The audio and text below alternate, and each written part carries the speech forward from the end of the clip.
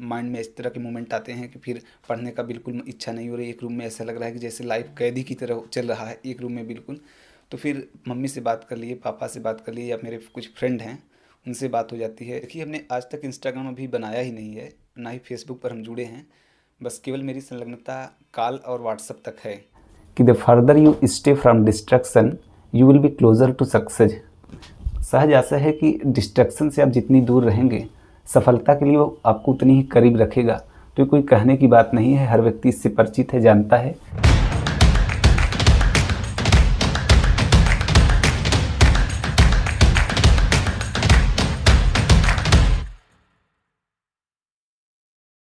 मैं आगे बढ़ने से पहले आपको अनअकैडमी आइकॉनिक सब्सक्रिप्शन के बारे में बता देता हूं। अगर आप एक सीरियस यूपीएससी एस्पिरेंट हो तो आप अनअकैडमी के साथ जुड़कर अपनी तैयारी को बूस्ट कर सकते हो। आइकॉनिक सब्सक्रिप्शन में क्या क्या फीचर्स मिलते हैं मैं फटाफट आपको बता देता हूं। Personal coach and 1-to-1 live mentoring मिलती है, मेंस Q&A प्रैक्टिस होती है एंड स्टडी प्लानर, और भी बहुत सारे एक्साइटिंग फीचर्स देखने को मिल जाते हैं। अभी अनअकैडमी पर कुछ खास ऑफर भी चल रहे हैं, तो आप जाकर चेक कर सकते हो। लिंक डिस्क्रिप्शन में मिल जाएगा, जाएँ फटाफट लिंक पर क्लिक करें और रजिस्टर्ड करें और कोड यूज़ करें MFYT10। इससे आपको 10% का एक्स्ट्रा डिस्काउंट मिल जाएगा। तो जाएं फटाफट, देरी न करें, अपनी तैयारी को अनअकैडमी के साथ बूस्ट करें। Thank hello everyone, welcome to motivation factory, strong community of real aspirants. दोस्तों, आज की वीडियो में हमारे साथ एक यूपीएससी एस्पिरेंट्स मौजूद हैं और हम मुखर्जी नगर में हैं अभी, और भाई इलाहाबाद से यहाँ पर तैयारी करने के लिए आए हैं। तो ये वीडियो उन लोगों के लिए हेल्पफुल होने वाली है जो नए हैं और यूपीएससी की तैयारी का मन बना रहे हैं। तो उनके लिए हेल्पफुल ऐसे होगा क्योंकि अभी इनको 4 महीने हुए हैं। तो 4 महीने पहले इन्होंने ये सारी चीज़ें सोची होंगी, कैसे तैयारी करनी है ना, मुखर्जी नगर में कब आए और कैसे यहाँ पर अपने आप को व्यवस्थित किया और क्या इनकी स्ट्रेटजी रहती है, और 4 महीने में कैसे तैयारी इन्होंने अभी अपनी जारी रखी है। ऑफलाइन कोचिंग ले रहे हैं, ऑनलाइन कोचिंग ले रहे हैं, तमाम बातें हैं जो इस वीडियो में डिस्कस करेंगे। तो चैनल पर नए हो, चैनल को सब्सक्राइब कर लेना, और वीडियो पसंद आए वीडियो को लाइक करना। आप लोगों के जो भी क्वेरीज होते हैं आप मुझे इंस्टाग्राम पर मैसेज कर सकते हो, लिंक डिस्क्रिप्शन में मिल जाएगा। तो भाई स्वागत है आपका मोटिवेशन फैक्ट्री पर। Thank you. आप थोड़ा अपने बारे में बताइए, आप कहाँ से हो और कब यहाँ पर तैयारी करने आए। मैं यूपी के जौनपुर ज़िले से बिलोंग करता हूँ और तैयारी शुरू की मुझे 4 महीने हो गए हैं। ओके, 4 महीने हो गए। थोड़ा आप अपने फैमिली बैकग्राउंड के बारे में बताओगे। फैमिली में हम मिडिल कास्ट फैमिली से बिलोंग करते हैं। तो फिर मेरे पिता जो डॉक्टर हैं और मेरी माता हाउसवाइफ हैं, और बाकी फैमिली में मैं हूँ, मेरी सिस्टर हैं। ओके, आपका शुरुआती पढ़ाई लिखाई कहाँ पर हुई, आपका एजुकेशन बैकग्राउंड क्या है। एजुकेशन बैकग्राउंड में मेरी शुरुआती शिक्षा जो है गांव से हुई है, और गांव से फिर कॉलेज लाइफ में हमने इलाहाबाद यूनिवर्सिटी में मतलब मेरा ग्रेजुएशन हुआ है। और ग्रेजुएशन कंप्लीट करने के तदुपरांत मतलब तुरंत पश्चात हमने यहाँ पर मतलब दिल्ली में प्रिपरेशन शुरू किया है। ओके, अब आपने ये सोचा कब कि यूपीएससी की तैयारी करनी है। यूपीएससी तैयारी तो मेरी बचपन से ही रणनीति रही है, और उसी के अनुसार हमने जो है, मेरा तो साइंस में काफ़ी ज़्यादा रुचि थी, लेकिन यूपीएससी में हमने पाया कि ह्यूमैनिटीज़ के सब्जेक्ट का एक लाभ प्रत्यक्ष परोक्ष रूप से कहीं न कहीं वो साइंस से ज़्यादा मिल रहा था। इस कारण हमने इलाहाबाद यूनिवर्सिटी से अपने आर्ट स्ट्रीम में ही ग्रेजुएशन कंप्लीट किया है। उसके बाद हमने यूपीएससी की प्रिपरेशन मतलब शुरू किया है। ओके, आपने जैसा कि बताया आपने बचपन से ही यूपीएससी का मन बना लिया था, तो बचपन में इतना कुछ पता नहीं होता है, तो उस टाइम आपको कैसे पता चला और कैसे आया कि मुझे यूपीएससी की तैयारी करनी है।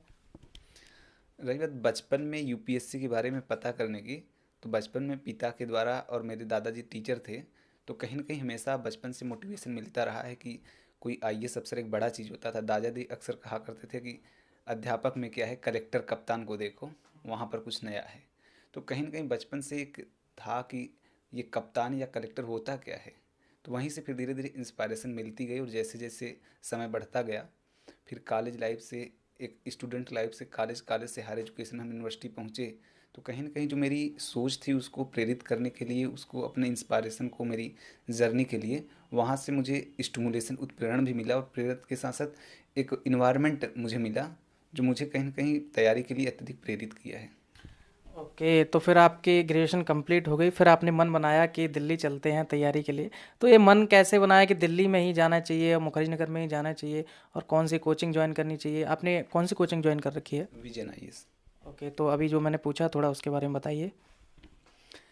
आपने पहला प्रश्न पूछा कि आप इलाहाबाद से मतलब दिल्ली तैयारी करने के लिए क्यों आए, जबकि वहाँ पर भी फैसिलिटी के स्थान पर पहले भी था, है, आज भी है। तो कहा जाता है कि जो मन में या हम समाज में देखते हैं कि वहाँ पर इसका एक व्यवस्थित माहौल है। और यहाँ माहौल का संदर्भ केवल कोचिंग संस्थानों से नहीं है, अपितु वहाँ पर कोचिंग संस्थानों के साथ साथ उच्च स्तरीय पुस्तकें की उपलब्धता है, कोचिंग की उपलब्धता है, टेस्ट सीरीज की उपलब्धता है। इसके साथ साथ यहाँ का जो माहौल है पूरा पूरा कहीं ना कहीं वो एकाधिकारिक रूप से यूपीएससी के लिए बहुत व्यवस्थित है। और इलाहाबाद में क्या है कि वहाँ पर यूपीएससी के बजाय यूपीपीएससी, बीपीएससी, टीचिंग, रेलवे, इस तरह के एग्जामों में इसकी अधिकता है। तो कहीं न कहीं जो एकाग्रचित भावना है वो दिल्ली में ज़्यादा नज़र आता है। तो इस प्रकार से प्रेफ़रेंस के तौर पर रखा जाता है, हम रखें कि वहाँ पर मुझे एक मोनोपोलिस्टिक रूप से या एकाधिकारिक रूप से वहाँ पर एक बेहतर प्रभाव मिल सकता है। इसलिए दिल्ली प्रेफ़रेंस के तौर पर हमने ज़्यादा उचित समझा। ओके, आपने कहा यहाँ पर कोचिंग ज़्यादा है, पुस्तक भी मिलती हैं और एक पढ़ाई का माहौल है। लेकिन यहाँ का एक और पहलू भी है, यहाँ पर बच्चे आकर और भी चीज़ों में एक्टिविटी में इन्वॉल्व हो जाते हैं, जो कि कहीं न कहीं स्टूडेंट लाइफ को बर्बाद कर देती हैं। और अगर आपको 4 महीने हो गए तो आपका भी कहीं न कहीं इस चीज़ों में ध्यान गया होगा। तो आपको कहीं न कहीं ये डर नहीं लगा कि मैं दिल्ली तो जा रहा हूँ, लेकिन कहीं ऐसी संगति में ना पड़ जाऊँ जो यहाँ पर आप लगातार देख रहे होंगे। तो उन चीज़ों से बचने के लिए आप क्या करते हो? देखिए, आपने प्रश्न एक बहुत ही व्यवस्थित किया है कि आप जब दिल्ली में आए हैं, तो यहाँ पर आने के बाद यहाँ का जो कल्चर है वो कहीं न कहीं आपको इन्वायरमेंट ऐसा हिट नहीं करता कि जो आप डिस्ट्रैक्शन की ओर ले जाए। तो कहीं न कहीं इसका जो मैं समझता हूँ, ये जो अंदर से इंस्पायरेशन मिलती है कि नहीं मुझे करना है, ये जो करने की जो जुनून है, ये जज़्बा है, ये कहीं न कहीं अपने उद्देश्य के प्रति, अपने मर्म के लिए बहुत अंतः प्रेरित करती है। और ये जो प्रेरणा है, अंतः प्रेरणा है, ये हमेशा लक्ष्य से जो भटकाव होता है, उसके बाद जो माइंड जाता है, वो कहीं न कहीं पुनः अपने मूल अवस्था में लाने को लिए एकाग्रचित भावना को संचित करती है।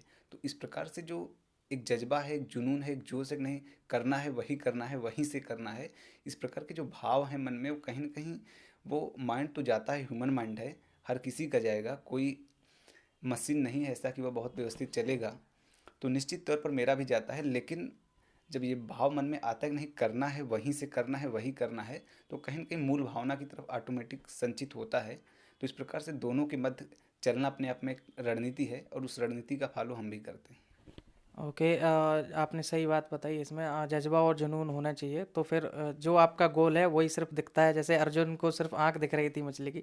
आप वहाँ से अकेले यहाँ पर तैयारी करने आए हो, फिर कोई मित्र भी आपके साथ में आया? नहीं, नहीं, हम वहाँ से अकेले आए हैं, हमारे कई मित्र थे वहाँ पर, वो लोग कुछ बनारस हिंदू विश्वविद्यालय में गए, कुछ जेएनयू गए, कुछ डीयू गए, लेकिन मेरा उद्देश्य दूसरा था, तो हमने फिर यहाँ पर शिफ्ट हुए हैं और प्रिपरेशन मेरी चल रही है। ओके, अच्छा, आप आपकी तैयारी के बारे में बात कर लेते हैं। आपका मीडियम कौन सा है और ऑप्शनल क्या चूज़ किया आपने? मीडियम तो मेरा हिंदी ही है और हिंदी ऑप्शनल ही भी है। वो दिख रहा है आप जिस तरीके से आप हिंदी बोल रहे हो। अरे भैया, हाँ, थोड़ा बताइए, ऑप्शनल आपने हिंदी क्यों रखा? सबसे पहले तो ऑप्शनल के रूप में मेरा इकोनॉमिक्स था। इकोनॉमिक्स मेरी बैकग्राउंड की सब्जेक्ट भी थी यूनिवर्सिटी से, लेकिन ये अर्थशास्त्र जो है इसकी पुस्तक हिंदी में उपलब्ध मुझे नज़र नहीं आई और कुछ ऐसे बड़े भाग थे जो छूट रहे थे, उसके लिए एमए जो है मास्टर्स करने की ज़रूरत पड़ रही थी। तो इसके बाद हमने देखा कि कई ऑप्शनल तलाशने के बाद हिंदी एक ऐसा विषय है कि ये मेरी बैकग्राउंड के न होने के बावजूद भी मैं इसमें जो है परफॉर्म करूँगा, मेहनत करता हूँ तो मैं अच्छा कर सकता हूँ। और उसके प्रश्न पत्रों का आकलन करने के पश्चात हमने देखा कि मैं इसमें ज़्यादा सहज हूँ। फिर इसके बाद हमने हिंदी साहित्य ही चूज किया और प्रिपरेशन अभी स्टार्ट हुई है। ओके, तो किस तरीके से तैयारी चल रही है आपकी? अभी 4 महीने हो गए, तो कहाँ से शुरुआत करी और क्या क्या चीज़ें ख़त्म कर दी? तैयारी की शुरुआत में सबसे पहले जो एक बेसिक बनी हुई है कि नहीं, फंडामेंटल के रूप में एनसीईआरटी को ख़त्म किया जाता है। तो एनसीईआरटी की जर्नी से भी मेरी जर्नी शुरू हुई है और एनसीईआरटी एक बार कंप्लीट हुआ है, इसके बाद बेसिक बुक में कब चल रहा है। तो बेसिक बुक का कुछ भाग जो है कवर हुआ है और बाकी अभी बहुत कुछ करना है। ओके, तो अभी आपने बताया एनसीईआरटी ख़त्म कर दी है आपने, बाकी आप और कौन सी बुक फॉलो कर रहे हो?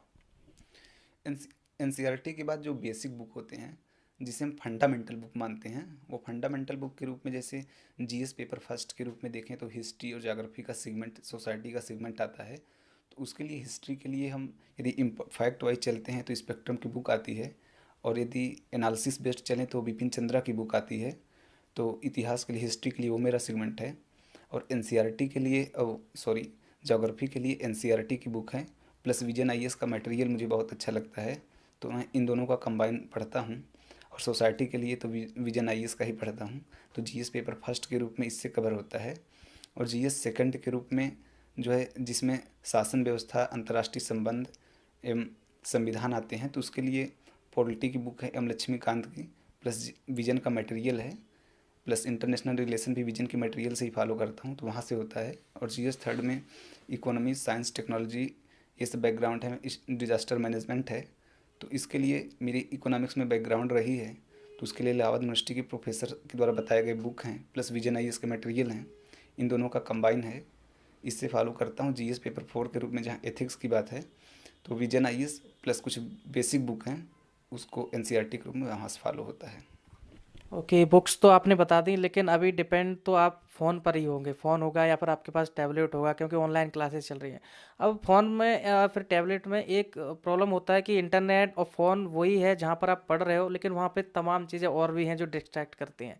जैसा कि आप अभी देख रहे होगे, इंस्टाग्राम रील्स बहुत चलते रहते हैं, शॉर्ट बहुत वायरल होते हैं, तो ये कहीं ना कहीं डिस्ट्रैक्ट करने वाली चीज़ है। मुझे नहीं लगता कि स्टूडेंट लाइफ में इस चीज़ का कोई यूज़ हो। इंटरटेनमेंट के पर्पज़ से हाँ, 1 घंटे 10 मिनट या 20 मिनट आपने देख ली, तो इस चीज़ से कैसे बचते हो? मुझे नहीं लगता कि आपके फ़ोन में ये चीज़ें नहीं आती होंगी, तो इस चीज़ से कैसे डील करते हो? देखिए, हमने आज तक इंस्टाग्राम अभी बनाया ही नहीं है, ना ही फेसबुक पर हम जुड़े हैं। बस केवल मेरी संलग्नता कॉल और व्हाट्सअप तक है। और व्हाट्सअप में इलाहाबाद यूनिवर्सिटी के हमारे ग्रुप जो है ऑनलाइन जब से क्लास हुई है तब से बना है, और वहीं पर है। बहुत संचित तरीके से व्हाट्सअप का यूज किया जाता है। यद्यपि व्हाट्सअप से कुछ बीच बीच में मैसेज आते हैं, वहाँ से डिस्ट्रैक्शन का एक माध्यम हो सकता है, लेकिन हमने इंस्टाग्राम या फेसबुक से कभी जुड़ा ही नहीं है। तो ये मैं अपवादिक रूप में हो सकता हूँ, या आप कह सकते हैं एक अनोखा हो सकता है, लेकिन मेरी संलग्नता वहाँ से इंस्टाग्राम या फेसबुक पर बिल्कुल नहीं है। तो मुझे नहीं मालूम होता है कि रील्स किस प्रकार से वहाँ पर डिस्ट्रैक्ट कर सकते हैं, तो इसका मुझे कोई बेहतर अंदाज़ा नहीं है। और सोशल मीडिया के रूप में मेरी संलग्नता केवल व्हाट्सएप पर है। तो व्हाट्सएप पर आए हुए ग्रुप में मैसेज बार बार यदि आते हैं, तो फिर उसको व्हाट्सएप फिर नोटिफिकेशन म्यूट कर दिया जाता है, तो वहाँ से कंट्रोल हो जाता है। और माइंड में मतलब कि ह्यूमन लाइफ में बहुत कंट्रोल करके आप चलें, ये भी अच्छा नहीं है। कुछ चीज़ें यदि आपको मिलती हैं तो वहाँ पर बैलेंस बनाकर चलना एक बड़ी बात है कंट्रोल करने की तुलना में। तो मुझे लगता है कि बैलेंसिंग जीवन में ज़्यादा ज़रूरी है तुलना कंट्रोलिंग की। ये जो आपने बात बोली कि इतना कंट्रोल नहीं करना चाहिए, सिर्फ सारे दिन पढ़ाई पढ़ाई नहीं कर सकता कोई भी, तो अपने आप को एंटरटेन करने के लिए क्या क्या एक्टिविटी करते हो आप? इंटरटेनमेंट करने के लिए कभी कभी जैसे बाहर पार्क है, वहाँ पर हम कुछ टाइम डेली जाते ही हैं। 10 मिनट वॉकिंग होता है। और बहुत ज़्यादा डिस्ट्रैक्शन या फिर बहुत माइंड में इस तरह के मोमेंट आते हैं कि फिर पढ़ने का बिल्कुल इच्छा नहीं हो रही, एक रूम में ऐसा लग रहा है कि जैसे लाइफ कैदी की तरह चल रहा है एक रूम में बिल्कुल। तो फिर मम्मी से बात कर लिए, पापा से बात कर लिए, या मेरे कुछ फ्रेंड हैं उनसे बात हो जाती है। और फिर इसके बाद यदि फिर माइंड बहुत रिलैक्स नहीं होता तो तुरंत सो जाते हैं, और सोने के बाद उठते हैं तो माइंड पूरी तरह से रिलैक्स फील होता है। तो इतने एक्टिविटी से हो जाता है, मतलब यही सब। ओके, तो आपका टारगेट कब का है, कब अटेम्प्ट होगा आपका? अटेम्प्ट तो मुझे 23 में देना है, 2022 में नहीं उतरना है, 23 में ही देंगे। वही मेरा टारगेट ईयर है। ओके, 23 का आपका टारगेट है। तो आपने पोस्ट तो कोई सोच के रखे हो कि आईएएस ही मुझे लेना है, या फिर किसी किसी का होता है कि मुझे आईपीएस बनना है? देखिए, प्रेफरेंस के तौर में तो आईएएस ही है। तो अभी तो पूरी जर्नी, पूरी लड़ाई वही पर मतलब सेंट्रल है कि उसी के लिए ही लड़नी है। तो अभी तो टारगेट में माइंड में वही चल रहा है। अच्छा, एक बात और, ये तैयारी ये लंबी बहुत ये जर्नी बहुत लंबी होती है ना? 2 साल 3 साल लग सकते हैं। तो इसमें मोटिवेशन बनाए रखने के लिए एक दिमाग में तो आता ही है कि आईएएस बनेंगे, आईपीएस बनेंगे, तो उसके बाद ऐसा करेंगे वैसा करेंगे। तो वहाँ क्या, किस तरीके से आप मोटिवेशन लेते हो? क्या सोचते हो आईएएस बनने के बाद क्या क्या बदलाव आपकी लाइफ में आ जाएंगे? देखिए, लाइफ में बदलाव आएगा। अभी तक जब तक सफल हम नहीं हुए हैं, तो उस बारे में मुझे सोचना कहीं न कहीं एक प्रकार से कल्पना भी है, वास्तविकता से हम दूर हैं। क्योंकि एक आईएएस अफ़सर या फिर कोई भी ऐसा व्यक्ति जो सफल हो चुका है, वो यदि सोचता है तो ज़मीनी पटल पे उसके वास्तविक रूप से सोच पाएगा, मतलब उसकी संलग्नता है। और हम जो सोचेंगे, मेरी सोच एक केवल कल्पनीयता है। तो इस प्रकार से एक बहुत डिफ़रेंस होता है कि कल्पना में चीज़ों को सोचना और वास्तविक रूप से उसको निहितार्थ के रूप में हम उसको सीख पाएँ, तो दोनों में अंतर है। तो रही बात कि आप कैसे सोचते हैं इन मोमेंट को, तो निश्चित तौर पर जिस तरह से लोगों के मन में होता है कि नहीं, एक आईएएस अफसर की रुतबा होती है, पावर होता है, उसके चलने का ढंग, उसके साथ जो पावर एंड समझ गया। होता है, तो कहीं न कहीं वो चीज़ें मोटिवेशन तो करती ही हैं। तो होता है, और जो मन में रहता है कि नहीं करना है, तो लाइफ में उतार चढ़ाव आते रहते हैं, उसी के साथ चलती रहती है। जब जिस फील्ड में जो उतरता है तो उसका माइंड सेट ऐसा होता है कि ऑटोमेटिक करना शुरू कर देता है। अब वो चाहे फील्ड ऑफ एजुकेशन का हो, डॉक्टर का हो, टीचर का हो, जो जिस फील्ड में जाना चाहता है, जो उसकी अंतःप्रेरणा से जो आवाज़ आती है, वो उसको हमेशा वहीं पर बैलेंस बनाकर ही चलती है। वो दूसरों को बोरियस फील हो सकता है, लेकिन जो उसका वास्तविक एस्पिरेंट है या वास्तविक उस क्षेत्र में जो उनकी संलग्नता है, तो वो उनको उतना बोझिल नहीं लगता है। तो हम भी इसमें जुड़े तो मुझे उतना बोझिल नहीं लग रहा है अभी। ओके, काफ़ी अच्छा लगा आपसे बात करके और काफ़ी ज़्यादा मोटिवेशन मिला। और ये हिंदी जो भाषा है वो काफ़ी अच्छी, आप अच्छी तरीके से बोलते हो। कुछ कुछ शब्द तो मुझे समझ में नहीं आए और लगता है ऑडियंस में भी कोई ऐसे बंदे होंगे जिनको समझ में नहीं। हिंदी को आपने सुधारने के लिए क्या किया है या फिर आप बचपन से ही ऐसे बोलते हो? देखिए, हिंदी सुधारने का कोई बहुत अलग से मैं प्रयास किया हूँ ऐसा नहीं है। हिंदी की संलग्नता, हिंदी से जो मेरा जुड़ाव है वो बचपन से ही परिवार से रहा है। क्योंकि मैं अक्सर अपने पिताजी को सुनता था जब वो स्टेज पर या उनको इनवाइट किया जाता था बोलने के लिए, तो उनके बोलने के ढंग से मैं बहुत प्रभावित होता था। उनकी बातें मुझे बहुत इंस्पायर करती थी। और घर में मेरे दादाजी टीचर थे, वो इंग्लिश के टीचर थे, लेकिन वो हिंदी का जो रामायण या रामचरितमानस के जो इस प्रकार की पदावली थे उनका प्रयोग ऐसे करते थे कि बचपन में बहुत इंस्पायर मुझे करता था। उनको सीखने के बाद और उसके बाद जब इलाहाबाद यूनिवर्सिटी पहुँचे तो वहाँ के प्रोफेसरों की जो भाषा थी वो कहीं न कहीं हमेशा नयापन, एक नूतन अवधारणा, नई अवधारणा मुझे हमेशा जन्म दी कि कुछ नया मिले, कुछ नया सीखे। और मेरी जुड़ाव भी कुछ नएपन से बहुत जल्दी होती है। मतलब कुछ नया है तो उसको सीखना चाहते हैं कि ये आखिर इस नयापन में है क्या। हिंदी तो मुझे काफ़ी अच्छी लगती है सुनने में भी और बोलने में भी। हालांकि मैं ऐसी हिंदी नहीं बोल पाता हूँ और जितनी कठिन ये हिंदी मुझे लगती है उतनी कठिन इंग्लिश भी मुझे लगती है। लेकिन कहीं ना कहीं आज का यूथ है और आप यहाँ पे दिल्ली में रह रहे हो, यहाँ भी आप देखते होगे तो जो इंग्लिश नहीं बोल पाता है, जो इस तरीके की हिंदी बोलता है, तो उसको कहीं ना कहीं पिछड़ा हुआ माना जाता है। तो ये आपने फील किया है या फिर आपका इंग्लिश के बारे में क्या सोचना है? देखिए, इंग्लिश सब्जेक्ट से तो मेरा ग्रेजुएशन हुआ है, मेरा इंग्लिश लिटरेचर के साथ हमने ग्रेजुएशन कंप्लीट किया है। तो मैं चाहूँ तो इंग्लिश या हिंदी में भी मुझे बहुत प्रॉब्लम नहीं है, मैं इंग्लिश रख सकता हूँ। लेकिन जो मेरी जुड़ाव या जो कनेक्टिविटी है, जो हिंदी में जितनी शार्पनेस है, वो जो जुड़ाव इंग्लिश में नहीं बन पाता। क्योंकि माध्यम पूरा बचपन का हिंदी ही रहा है और पूरी पढ़ाई भी हिंदी में ही चल रही है। तो केवल ग्रेजुएशन तक या एक सब्जेक्ट जो इंग्लिश, उससे जो जुड़ाव है वो उतनी बेहतरीन नहीं है जितना कि हिंदी है। ओके, अभी जैसे हिंदी मीडियम और इंग्लिश मीडियम का जो बवाल काटा जा रहा था इतना कि हिंदी मीडियम में सिलेक्शन कम होते हैं, हिंदी मीडियम के साथ पक्षपात किया जाता है, यूपीएससी इंग्लिश मीडियम के लोगों को ज़्यादा सिलेक्ट करता है। तो ये सारी चीज़ों में आपका क्या सोचना है? अगर इस चीज़ अगर आपने देखी हैं तो आपका इंग्लिश लेने का मन नहीं किया? देखिए, आप पूछते हैं कि इंग्लिश और हिंदी में सफलता का जो अंतराल है वो काफ़ी बड़ा है। तो इसके पीछे केवल एक ऐसा कोई प्रभावी कारक नहीं है जिसको आप पूरी तरीके से प्रमाणित कर सकें कि यही एक माध्यम है या इसको तोड़ दें तो सुधर जाएगा। इसके पीछे कई घटक, कई जिम्मेवार हैं जो उसको कहीं न कहीं सतत रूप से एक रिजल्ट को तोड़ने में प्रभावित करते हैं। और हिंदी के साथ ऐसा है कि हिंदी लेने वाले आप देखेंगे कि अक्सर ग्रामीण पृष्ठभूमि के या ऐसे क्षेत्रों से बिलोंग करते हैं जहाँ पर पढ़ाई के लिए या बहुत उच्च शिक्षा के रूप में उनके पास उपलब्धता नहीं है। वो बच्चे हैं जो हिंदी में पढ़ते हैं। तो उच्च शिक्षा के रूप में जब उपलब्धता नहीं है, जब हिंदी माध्यम पढ़ते हैं तो ग्रामीण अंचल का माना जाता है।